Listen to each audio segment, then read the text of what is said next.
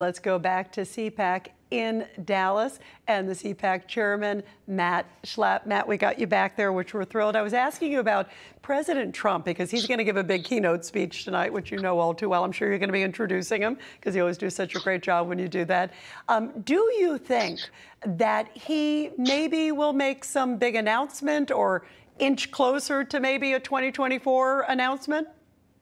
You know, yes, I think he's inching ever closer to that announcement. He always tells us that we'll be very happy with what that announcement is, but I don't think he'll make the announcement here at CPAC. As I said, you never know with Donald Trump. Sometimes he makes decisions literally backstage before he walks on that stage. He follows his gut on these questions. He's driving the train here, and I will say this: if he were to announce, the place would erupt.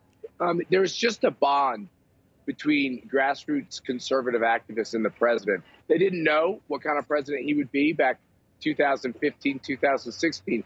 But because he did all those things, Rita, that he said he was going to do, ending with putting 3 constitutionalists on the Supreme Court, starting to overturn all these terrible unconstitutional decisions at that level, that just one little piece of so many, a big mosaic of accomplishments. And they love the guy.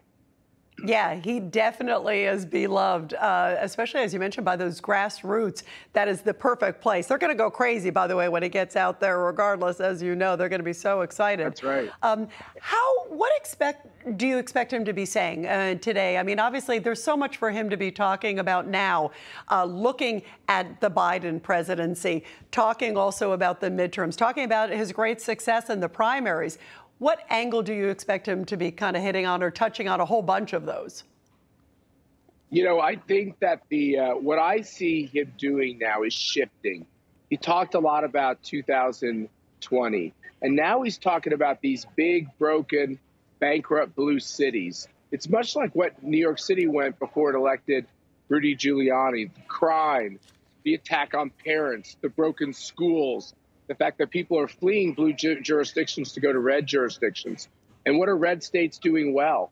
You know, Carrie Lake is going to speak here today, and she's running to be the governor of Arizona. And Tudor Dixon is the Republican nominee in Michigan. We have all these great candidates here. That's really what this comes down to. It's red versus blue. Are you happier in a blue state, or are you happier in a red state? We all know the answer. What's weird about the blue voters, the socialists, is that they don't want to live in those blue states.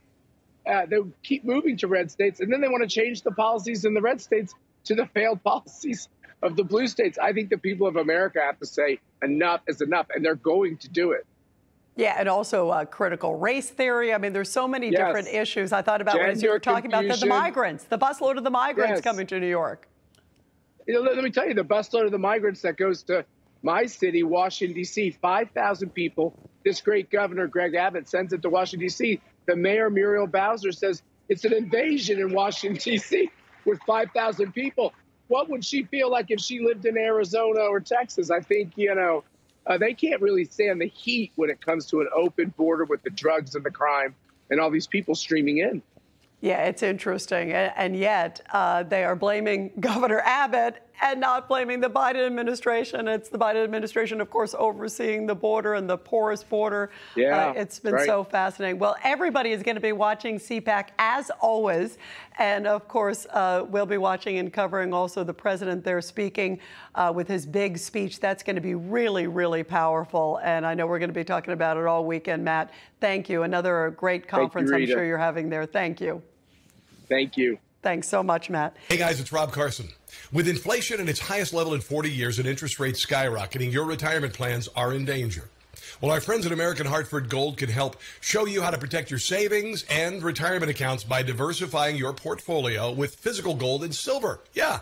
If you call them right now, they have a special offer. They will give you a free gold coin on your first qualifying order. So don't wait. Call now. Here's the number: 866-935-4309. That's 866-935-4309, or text Newsmax to 65532. That's Newsmax to 65532. Thank you.